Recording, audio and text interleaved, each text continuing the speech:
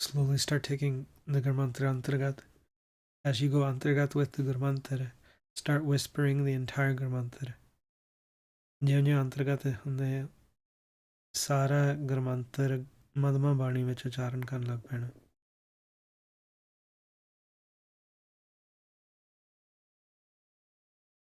ਸੋ ਹੁਣ ਸਿਰਫ ਤਕਰੀਬਨ 8-9 ਮਿੰਟ ਰਹਿੰਦੇ ਅਭਿਆਸ ਕਰਨਾ। ਹੁਣ ਅੰਤਰਗਤ ਹੀ ਅਭਿਆਸ ਕਰਨਾ ਆ। ਜਿਉਂ-ਜਿਉਂ ਸਵਾਸ ਅੰਦਰ ਜਾਂਦਾ ਸੁਰਤੀ ਦੁਆਰਾ ਵਾਹਿ ਕਹਿਣਾ, ਜਦੋਂ ਸਵਾਸ ਬਾਹਰ ਨੂੰ ਵਾਪਸ ਜਾਏ ਗੁਰੂ ਕਹਿਣਾ ਸੁਰਤੀ ਦੁਆਰਾ। ਜਿਹੜੇ ਗੁਰਮੁਖਾਂ ਨੂੰ ਅਨਹਦ ਸ਼ਬਦ ਸੁਣਦੇ ਆ ਤੁਸੀਂ ਉਹਨਾਂ ਵਿੱਚ ਸਿੱਧਾ ਧਿਆਨ ਲਾ ਸਕਦੇ ਆ। ਬਾਡੀ ਨੂੰ ਰਿਲੈਕਸ ਕਰ ਲੈਣਾ।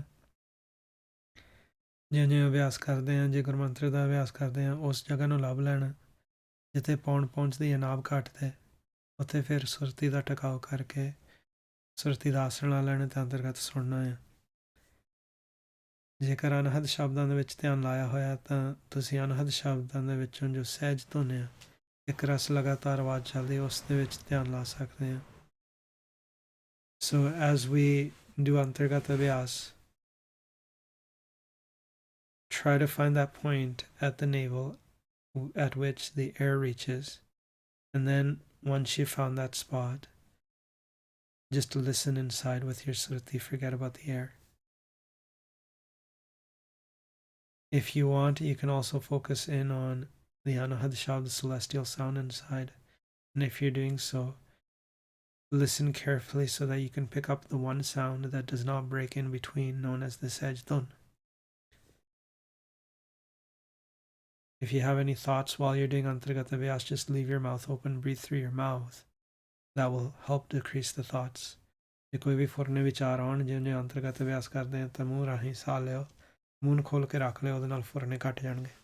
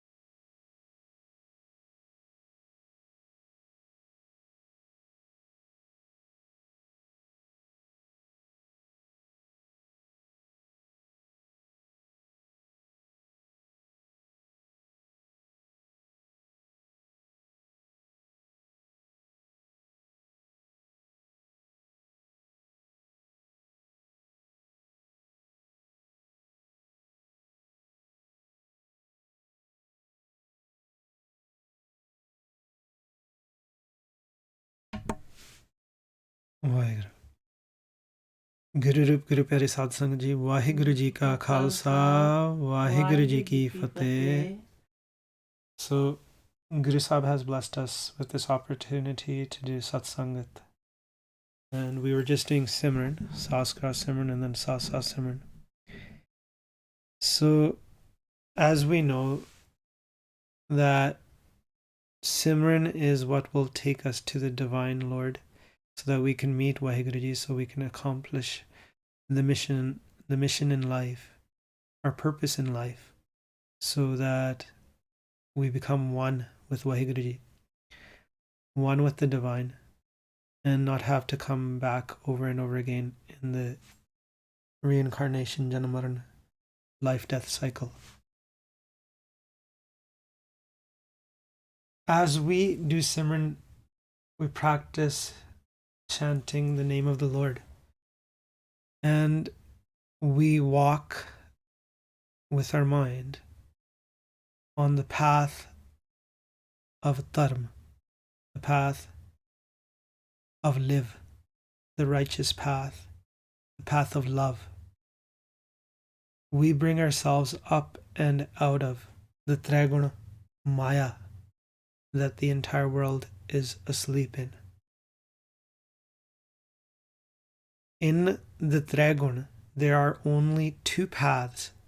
One, which is the path of love, known as live, and the other path is the path of thought, where we befriend lust, anger, greed, worldly attachment, and ego.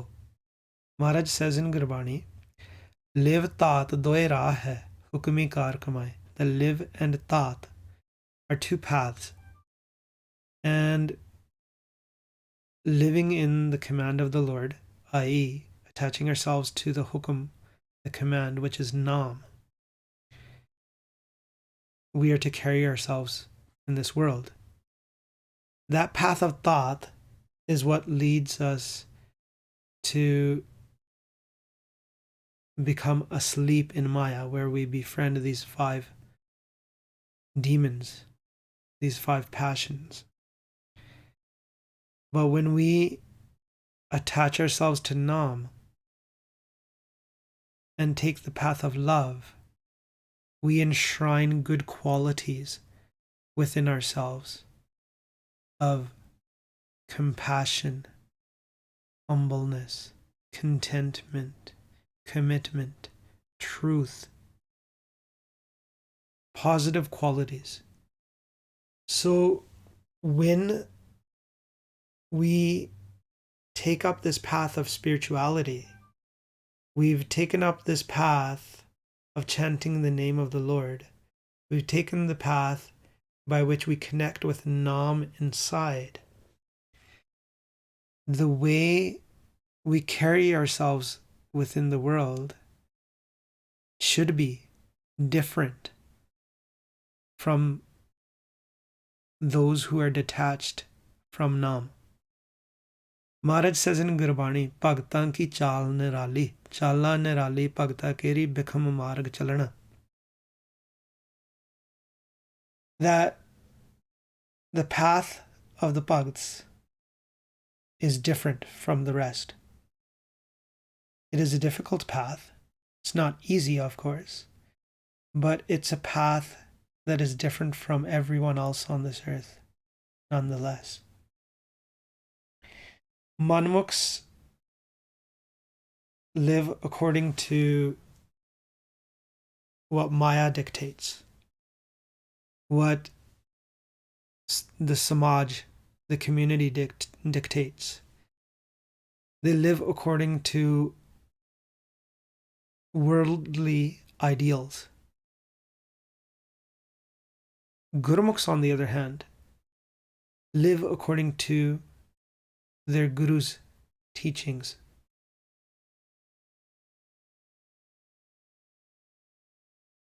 Maharaj in Gurbani has taught us that it's important for us to live in accordance with the Sikhya, the teachings of our Guru. That is our rahat. the way we carry ourselves within this world. Now, Maharaj in Gurbani says that so Sikh Sakha bandap hai pai je gur ke paane vich aave. He alone is a Sikh, a true friend, a relative and sibling, the one that walks the path of the Guru's will. So Sikh Sakha bandap hai pai ਜੇ ਗੁਰ ਕੇ ਭਾਣੇ ਵਿੱਚ ਆਵੈ ਆਪਣੇ ਭਾਣੇ ਜੋ ਚੱਲੈ ਭਾਈ ਵਿਛੜ ਚੋਟਾਂ ਖਾਵੈ. The one that walks in accordance to his own will, i.e. follows his or her own mind, they separate from the Lord, and then that mind gets punished. ਬਿਨ ਸਤਿਗੁਰ ਸੁਖ ਕਦੇ ਨਾ ਪਾਵੈ ਭਾਈ ਫਿਰ ਪਛਤਾਵੈ. That without the true Guru, one cannot attain peace. And then, if one is devoid of being with the Guru, of the path of the true Guru, of the Sikhya of the true Guru, the teachings of the true Guru, then in the end there'll only be regret, paschatap. That's why it's important in this world that Simran is reflected in how we live. Now, a person may do 1 or 2 hours of Simran, or they might do 3 hours, 4 hours. They might do a lot of Sangat. But if that same person lies, if the same person cheats, then they need to do more Simran, because that Simran has not yet purified their mind fully. They still have a lot of mal, filth upon their mind. Simran cleanses the mind. As we venture out into this world, we carry ourselves within this world. How we carry ourselves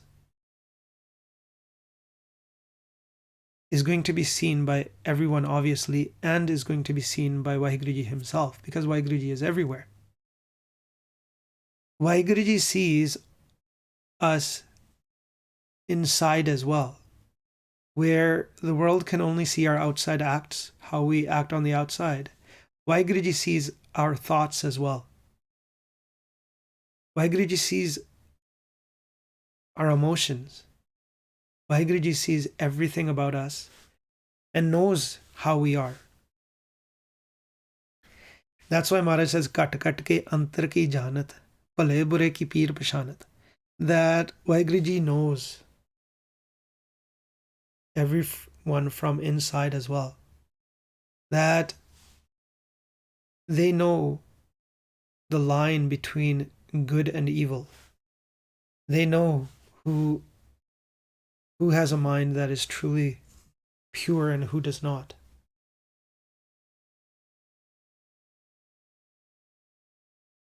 That's why when we are doing Simran, that Simran, as we cleanse our mind with Naam,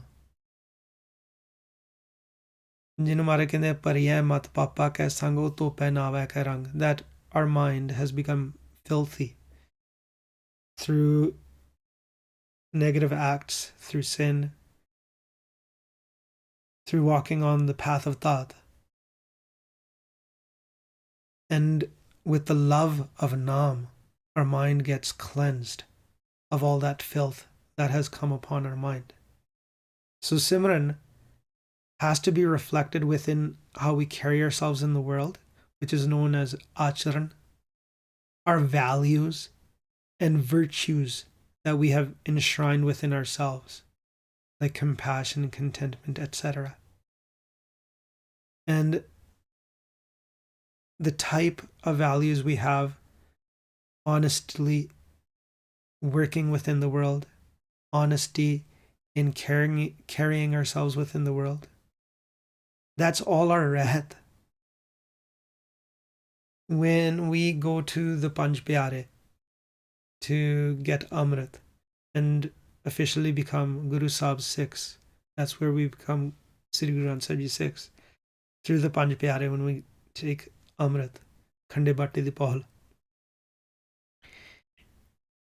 There the Panj Pyare teach us rahat. One is rahat as to physical rahat, how we are to keep our body, how we are to carry ourselves physically within the world. And then they also teach us how to keep our mind, which is free of slander and gossip and free of the 5 demons. That's rahat of the mind as well. Then they teach us what our bounds are. What is the karats? What is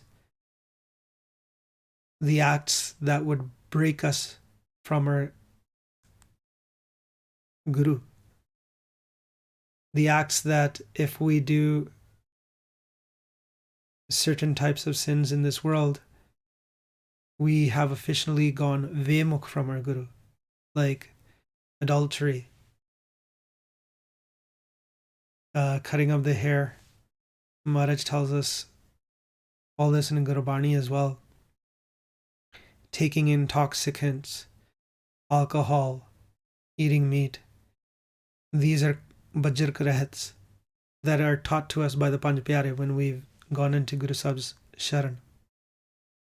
Now, that's why the Panj Pyare always make sure that the one that's come to take Amrit is ready to take Amrit, is ready to be committed to Guru Sahib, and is ready to hand over their physical body, their mind, and swasanda tan over to Guru Sahib and live in accordance with Guru Sahib's rahat.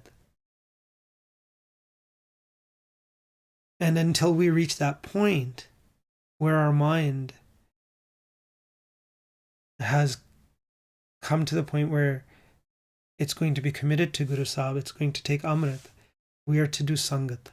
We are to practice getting up to that point where we can take that Amrit. So, rahat has to do with knowing our bounds as well. In Gurbani, Maharaj says that everyone talks about spiritual wisdom, spiritual knowledge. But very few actually practice it. Maharaj says, Gyan Gyan Katha Sab Koi. Kath Kath Baad Kare Dukh Hoi. That everyone talks about spiritual wisdom, spiritual knowledge. And everyone talks, but then they argue with each other. And then they suffer. Kath Kath Baad Kare Dukh Hoi. Kath Kehne Te Rahe Na Koi. No one can stop talking and discussing it. Bin ras rate mukt na hoye. But until you actually get that true nectar inside, the mind cannot be liberated. Maharaj says, Gyan Dhyan Sab Gur Te Hoi. That spiritual wisdom and dhyan, focus, comes from the Guru. Sachi Rahat Sacha Man Soi. Through the true lifestyle, how we carry ourselves in the world, a rahat. Sach Paramatma, the true Lord, comes to dwell within the mind. So rahat is important, how we carry ourselves in the world. Manmukh katni hai par rahat na hoy. The self-willed manmukh talks about it, but doesn't practice it. Namo pule thao na koi. Forgetting the name of the Lord, forgetting Naam, the Hukum, the mind finds no rest, that mind of a manmukh. Now, in Gurbani, Maharaj tells us in Japji Sahib ਵਿਣ ਗੁਣ ਕੀਤੇ ਭਗਤ ਨਾ ਹੋਏ. Without practicing virtue, without having good qualities enshrined within us, we can't actually do devotional worship. That's why it's important for us to keep practicing being humble, compassionate, having good virtues within ourselves if we are doing devotional worship. That way, that devotional worship will bear fruit.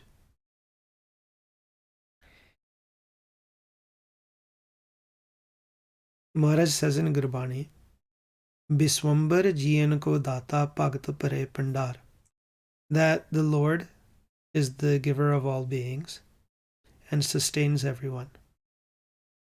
His devotional worship is an overflowing treasure. Jaki seva nifal na hovat khin mein kare udar. Serving the Lord is never wasted, is never fruitless. In an instant, in a very small instant, he can liberate one. He emancipates one. He makes someone mukt, makes them immortal, amar.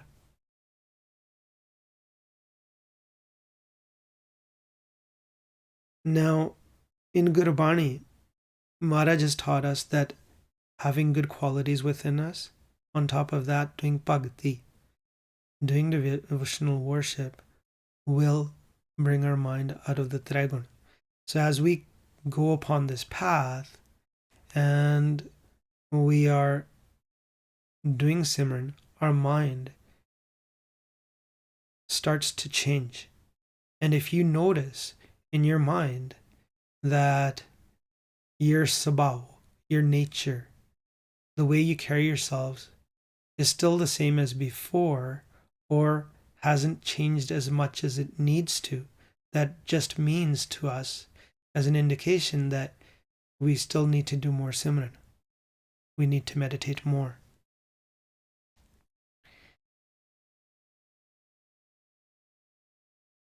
Now, this is known as Kal Yug, the age that we live in, the dark age. Here, when we are venturing in Kal Yug, in dark age, falsehood is spread across everywhere through governments, through the citizens, through households. Falsehood rules. Maharaj says that Kood Raja, Kood Parja, Kood Sab Sansar, that falsehood is within the kings, the ones that govern.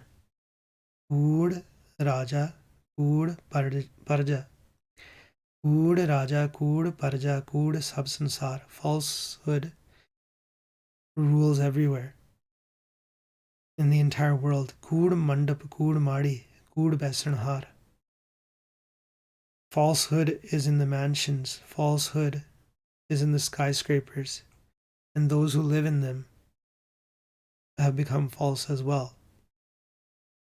That's a sign of this dark age. Falsehood has become prominent everywhere. When falsehood becomes prominent, there's a decrease in dharma, a decrease in shame. Maharaj says, Kudi Ras, Kuda Vapar, that the people in Kal Yug, their capital is false, their trade is false. Kood bol kare ahar, they speak false, and they take their food as well, which is part of this falsehood. Sarm dharm ka dera dur, nanak kood rahya bharpoor. That modesty and dharm has gone far away. Nanak kood rahya bharpoor. That everyone's permeated with falsehood. Now, along with dharm, here sharm is mentioned. Sarm is basically has two meanings. One is sarm in Hindi would mean working, putting in effort or labor to earn a living, to earn money. And the second meaning of sarm in Gurbani is modesty, having shame. In Kal Yuga, the advancement of Kal Yuga, the advancement of Kal playing with our minds, isn't very hard, as communities in Kal Yuga are affected by Kal. Everyone starts to go outside their bounds. Everyone starts to go outside of boundaries that were placed long ago by elders. So in Kal Yuga, what would happen is that people get desensitized to certain things, where that desensitization leads to people breaking old maryadas, old rules that people used to have before. And as Kal Yuga goes on, the Dark Age, things that weren't considered normal before get considered normal in that present time. And as generations go on, the more lines one generation crosses, the next generation is bound to cross even further if they do not watch themselves. So this has to do with basically how relationships develop within this world, how we work about this world, what we think is the right thing to do versus the wrong thing to do, how we carry ourselves within this world to earn a living for ourselves and our families as well. For instance, if we follow Gurmat, Guru Sahib says that intoxications, drugs, alcohol is wrong, is bad for us. But when we carry ourselves within this world, we don't consume that because we know that Guru Sahib says that, but yet we sell that commodity to others. Then we really haven't practiced what Guru Sahib teaches. If we don't pay attention to what the teachings of our elders are, and we basically cross our limits in life and relationships, then that leads to corruption in this world as well. Whatever we do, the next generations see as well, and then they think that this is normal behavior. So and so did this in the past, so why can't I do that? So here in Gurbani, Maharaj mentions shame, having modesty. In Kal Yuga, what happens is that being modest, having shame, starts to go away. Saram and Dharam are both connected. As shame goes away from a mind, so does Dharam. Dharam decreases as well. Maharaj says in Gurbani, Saram Dharam doye chap kholoe. Saram Dharam doye chap kholoe. Kood phire pradhan ve lalo. In Gurbani, Maharaj has told us that Sharm and Dharam, they've left in this Kaljug, in this dark age. And Kood, falsehood, has become a leader everywhere. Now, when we talk about Sarm, there is, as we mentioned last week, another word for it in Gurbani is known as Laj. And we talked about Laj mare jo naam na leve, that if we feel shame in chanting the name of the Lord by thinking, oh, what will other people think? That type of shame is bad for us, because that shame prevents us from doing what's right, from connecting with the Divine Lord. Here, the shame that's mentioned in the form of Sharm and Dharam is that Sharm which we keep intact, that shame we keep intact so that we are not following the Samaj community, the world. We instead follow our Guru. So one is known as Laj, and Laj is just another word for shame, but that shame that we feel when we practice spirituality, that's the type of shame that we need to discard.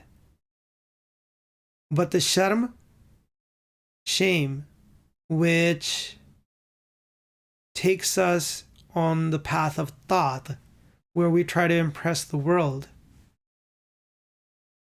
and as the world loses its shame, we start to lose ours. That prevents us from going towards Dharma. So here Maharaj has taught us that having modesty inside ourselves is good. Maharaj says that this is the type of bhojan one should eat. Maharaj says bhojan is food. Gun mande kar seal kyo sarma mas ahar. So Guru Sahib taught us in Gurbani that make virtue your bread, and good conduct is butter.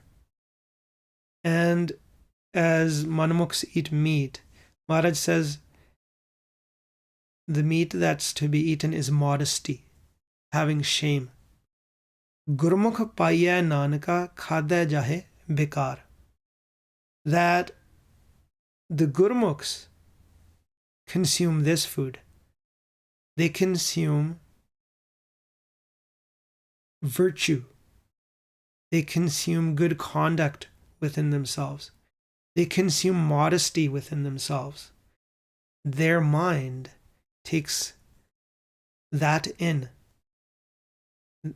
Good virtue, good conduct, and modesty. And that mind is known as Gurmukh. Gurmukh paiya nanaka khadya jahe bekar. When they partake of that food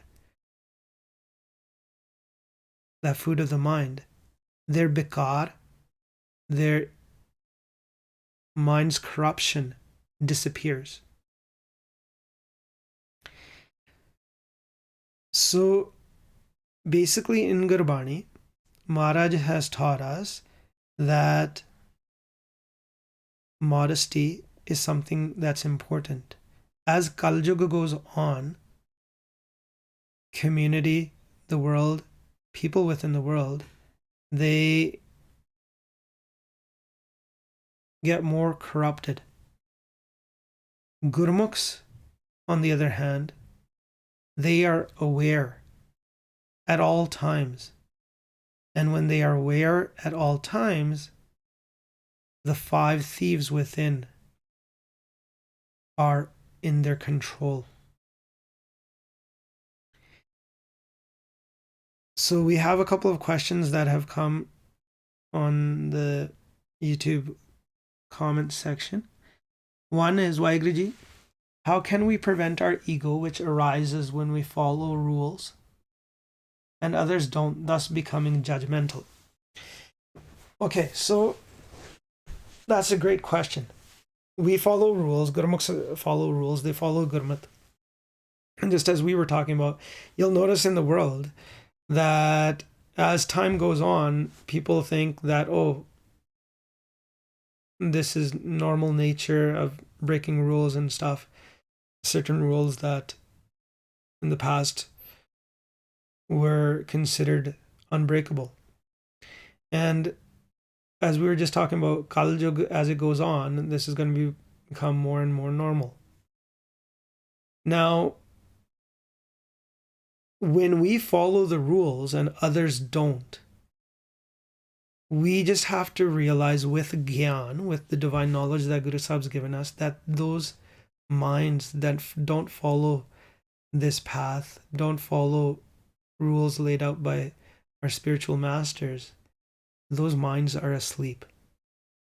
So thus, we don't become so judgmental of everyone. We just make sure that we stick to what Guru Sahib has taught us, and we carry ourselves in this world with Vivek Buddh, with intuitive knowledge, being able to discern right and wrong. If we use this Gyan, this divine knowledge, to look at others and say that their minds are asleep, they don't realize what they're doing, then at that same time, we thank the Lord. We thank Waheguruji, we thank our Guru Sahib for bringing us on this path.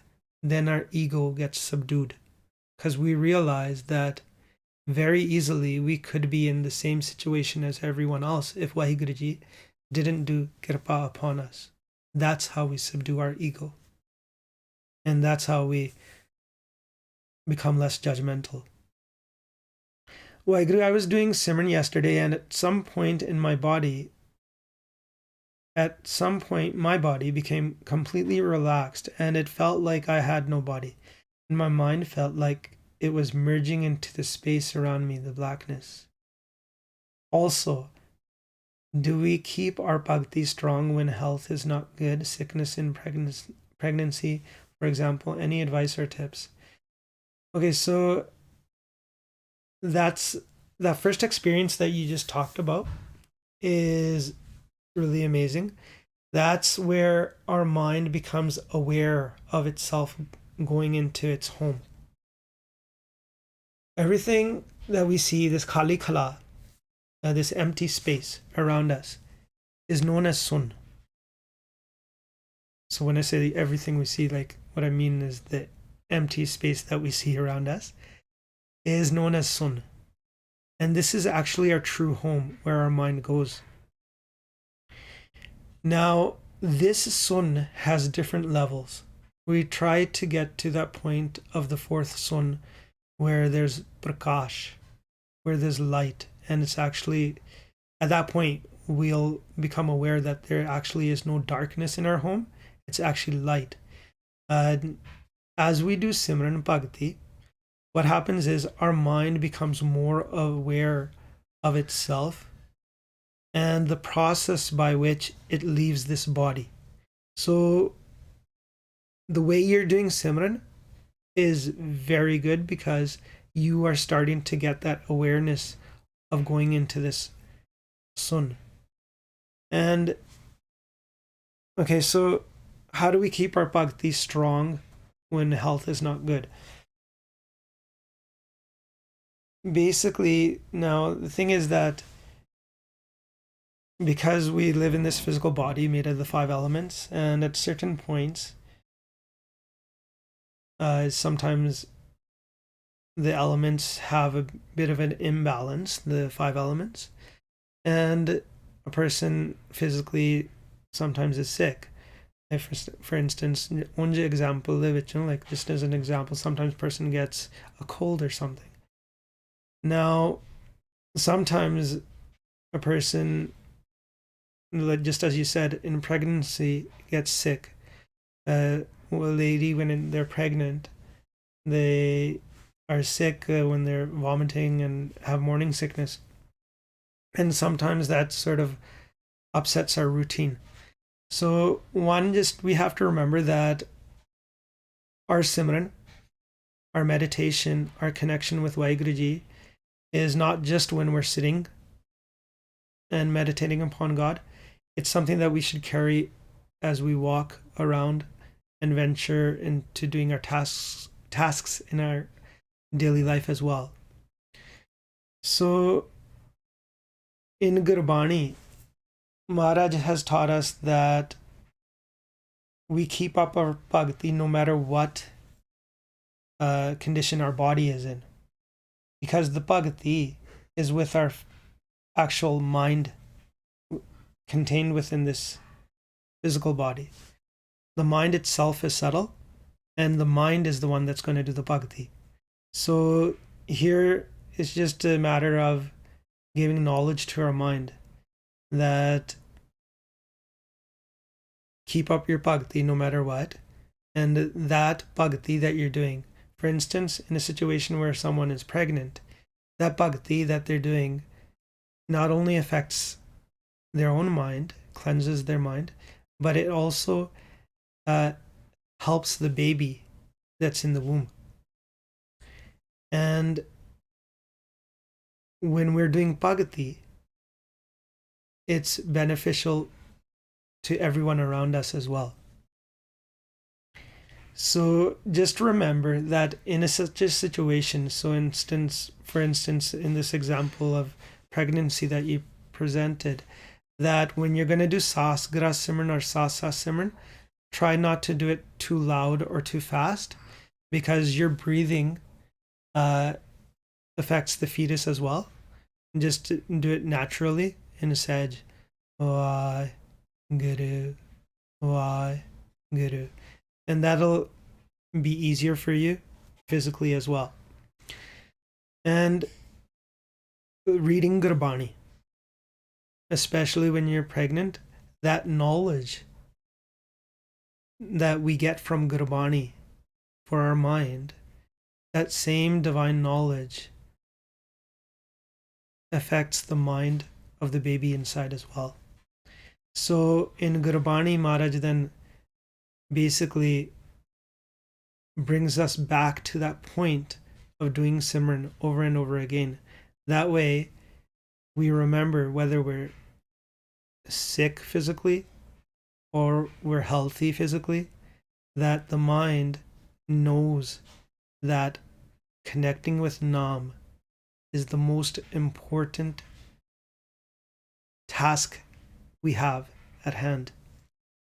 Okay, so next question here is, okay, so that this question here continues off the original one about being judgmental. Okay, how do we overcome the shame we feel due to other people's actions, allegations of predatory behavior and abuse by other Sikhs? Okay, so if someone places allegations on you and you know that you've not done any wrong, you once again have to remind yourself that all these people placing the allegations, their minds are asleep. They do not see the full picture. Vaheguruji, though, is with me and does. They know what the truth is. So